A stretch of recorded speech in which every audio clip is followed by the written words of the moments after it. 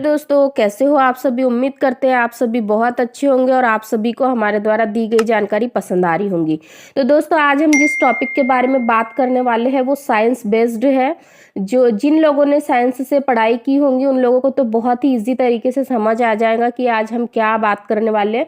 लेकिन जिन लोगों ने साइंस नहीं पढ़ी होंगी उन लोगों को भी बहुत ही आसान तरीके से समझ आएगा, क्योंकि मैं आप लोगों को बहुत ही सरल तरीके से समझाऊंगी। तो आप वीडियो को पूरा देखें, बिल्कुल भी स्किप ना करें, आपसे यही रिक्वेस्ट है मेरी। चलिए हम वीडियो को स्टार्ट करते हैं।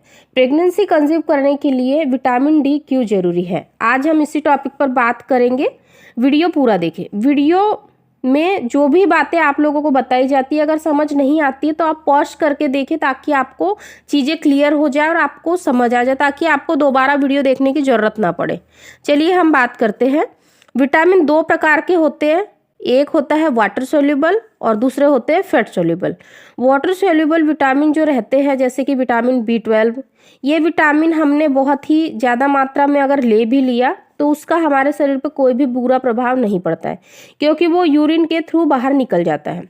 और जो फैट सोल्यूबल विटामिन होते हैं, यानी कि विटामिन A, E और D जो होते हैं, ये हमारे फैट में स्टोर होते हैं। मतलब अगर हम इनका ज़्यादा मात्रा में इंटेक कर लेते हैं तो भी हमारे शरीर पे इसका बुरा प्रभाव पड़ेगा, और अगर हम कम मात्रा में इसका यूज़ करते तो भी हमारे शरीर पर इसका बुरा प्रभाव पड़ेगा। इसीलिए हमें इसकी सही मात्रा लेनी बहुत ज़रूरी होती है, क्योंकि ये एक महत्वपूर्ण फैट सॉल्युबल विटामिन होता है। विटामिन डी की आज हम बात करने जा रहे हैं कि विटामिन डी प्रेगनेंसी के लिए क्यों जरूरी होता है, ये जानने वाले हैं। तो आज हम विटामिन डी की मात्रा सही रहना हमारी हेल्दी प्रेगनेंसी के लिए, यानी कि हमारे लिए और हमारे बेबी के स्वास्थ्य के लिए बहुत ही महत्वपूर्ण रहता है। आज हम इसके बारे में जानेंगे। विटामिन डी हमारे शरीर में तैयार होता है और वो एक स्टेरॉयड रहता है। इसको हम एक हार्मोन्स भी कह सकते हैं। हम सबको पता है कि जब सूरज की किरणें हमारी त्वचा पर, हमारे शरीर पर गिरती है, पड़ती है, तब हमें विटामिन डी का निर्माण होता है हमारे शरीर में, और हमें विटामिन डी की भरपूर मात्रा मिलती है।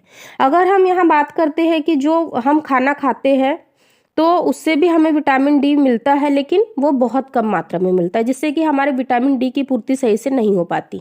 और जो लोग नॉन वेजिटेरियन रहते हैं, जो कि फिश खाते हैं, मीट खाते हैं, और जो फिश में साल्मन फिश होती है उसमें बहुत ज़्यादा मात्रा में विटामिन डी होता है, जिससे कि उनको भरपूर मात्रा में विटामिन डी मिल जाता है, जो नॉन वेजिटेरियन होते हैं उनको।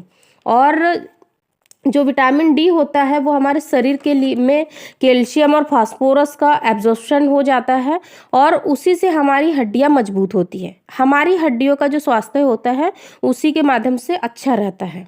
इसके साथ ही विटामिन डी हमारे आपकी रोग प्रतिरोधक क्षमता पर भी असर डालता है, और हमारी जो रोग प्रतिरोधक क्षमता होती है इसको भी बनाए रखने के लिए विटामिन डी बहुत ही आवश्यक होता है।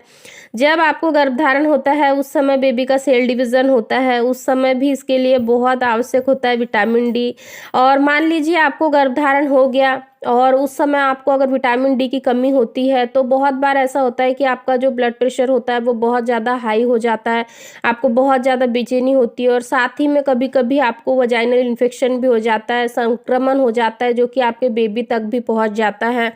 और साथ ही साथ जब आपको विटामिन डी की कमी होती है तो आपकी डिलीवरी समय से पहले होने का डर रहता है। तो ये सारी चीज़ें आपको देखना चाहिए जब आपको एक गर्भधारण होता है। तो बहुत सी महिलाओं में, जैसे मान लीजिए 80% जो महिलाएं होती हैं उनमें विटामिन डी की कमी होती है, उनको नहीं पता होता है कि उनके साथ क्या प्रॉब्लम है, और ऐसे समय से पहले प्रीमेच्योर डिलीवरी हो जाती है, या फिर और भी परेशानी उनके साथ होती है। तो चलिए हम जानते हैं कि विटामिन डी कम होने के क्या क्या कारण होते हैं।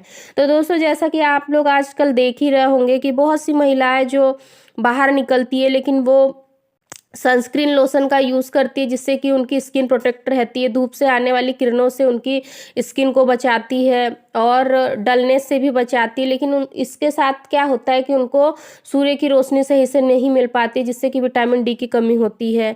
साथ ही में पिगमेंटेशन की प्रॉब्लम, जिनकी डार्क स्किन रहती है वो अपने आप को बहुत ज़्यादा प्रोटेक्टेड रखती है।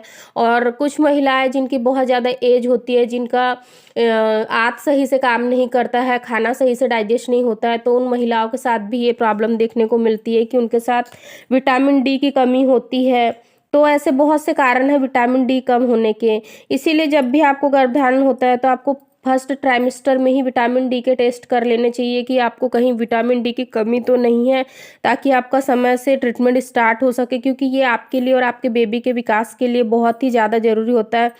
और आपके प्रेगनेंसी को हेल्दी बनाए रखने के लिए आपको विटामिन डी की 4000 इंटरनेशनल यूनिट को इंटेक करना चाहिए। हमारे शरीर में विटामिन डी की मात्रा कम रहती है, तो दवाइयों के साथ साथ हमें हफ्ते में 2 बार धूप में टहलना चाहिए। और जब भी आप धूप में टहलते हो तो आपको ऐसे सनस्क्रीन लोशन वगैरह का यूज़ नहीं करना चाहिए। विदाउट सनस्क्रीन लोशन के ही आपको टहलना चाहिए।